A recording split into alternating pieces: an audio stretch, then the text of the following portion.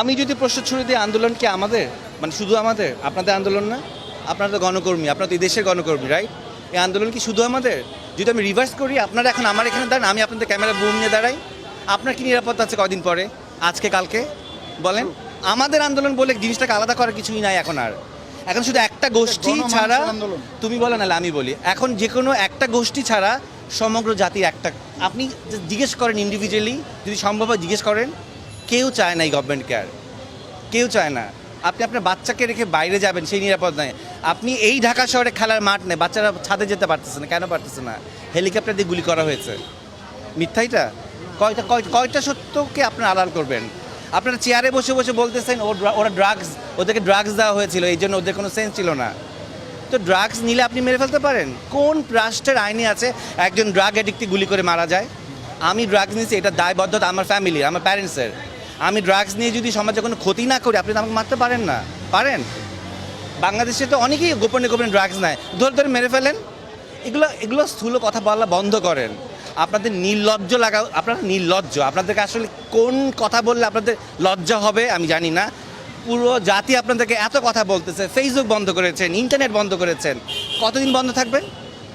বহির্বিশ্বের চাপের জন্য এখন ফেসবুক অন করতে বাধ্য হয়েছেন, এটাও আমরা জানি। তারপর ইতিহাস থেকে যায়, ইতিহাস থেকে যায়। এই যে অগাস্টের 1 তারিখ, ইতিহাসটা মনে করেন। হ্যাঁ, ইতিহাস কিন্তু রিপিট হয়, কর্মের কারণে ইতিহাস রিপিট হয়। এরকম রিপিট যাতে না হয় সেই চিন্তাটা করেন। যা অর্জন করেছিলেন তার কিছুই এখন আর নাই। কেন নাই? আপনাদের কর্মের কারণেই নাই। এক একটা সন্তানকে আপনার রাস্তায় রক্তাক্ত করে মেরে ফেলেছেন। কয়টা মায়ের বুক খালি করেছেন বলেন? কী দোষ ছিল এই বাচ্চাগুলোর? কী দোষ ছিল সাইদের? মুগ্ধর কী দোষ ছিল? ও পানি খাওয়াচ্ছিল, কী দোষ ছিল ওর বলেন? আমি তো কতজনের নাম, আমার এইটুক ব্রেনে সম্ভব না এতজনের নাম মনে রাখা। এইটা শেষ কথায়। আর মায়া কান্না, আমরা যেই সেক্টরে কাজ করি, আমরা ক্যামেরার সামনে কাজ করি, কোনটা সত্যিকারের কান্না? আমরা মিথ্যাকে সত্যি বলেই অ্যাক্টিং করি, রাইট? আমরা বুঝি কোনটা অ্যাক্টিং, জনগণ এখন বুঝে। এই জেনারেশনকে অনেক গালিগালাজ করেছেন না? এরা কিছুই পারে না, এরা মাদকাসক্ত, এরা সারাদিন অনলাইনে থাকে, কি দেখিয়ে দিয়েছে। তো লজ্জা লাগা উচিত। আমার এখন দুঃখ লাগে, যদি আমি এই জেনারেশনে জন্মাতাম তাহলে আর অনেক কিছু করতে পারতাম, কিন্তু আমি এই জেনারেশনের অনেক আগে জন্মিয়েছি। কিন্তু সেই দুঃখটাও আমার লাগে যে তাহলে আমি ওদের সাথে নিজেকে আত্মদাবাদ করতে পারতাম। 15 দিন ঘরে বসেছিলাম, বলবো কি বলবো না, মানসিক যন্ত্রণা, রাতে ঘুমাতে পারি না।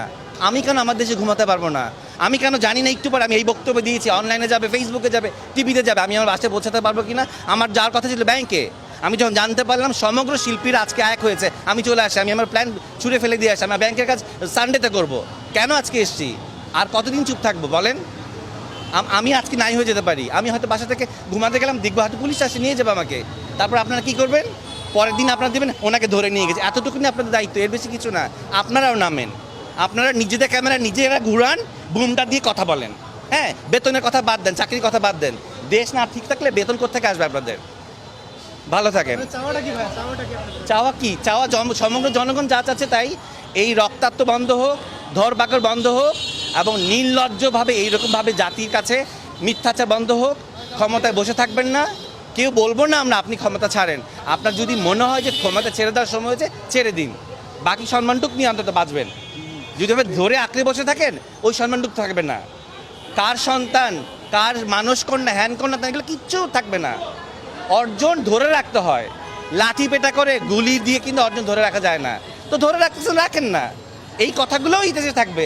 এখন আর বই পুস্তকের যুগ না, ছিঁড়ে ফেললে পোকা খেয়ে ফেললো, চার পোকা খেয়ে ফেললো। এখন ইন্টারনেটের যুগ এলো, সারা জীবন থেকে যাবে। রিমাইন্ডার যেমন আসে না প্রতি বছরে ফেসবুকে, এগুলোও আসবে। ইন্টারনেট ডিলিট করা যায় না, ইতিহাস বিকৃত করা যায় বই পুস্তকের। এই ডিজিটাল জিনিসটি কিন্তু বিকৃত করা যাবে না। কতদিন করেন?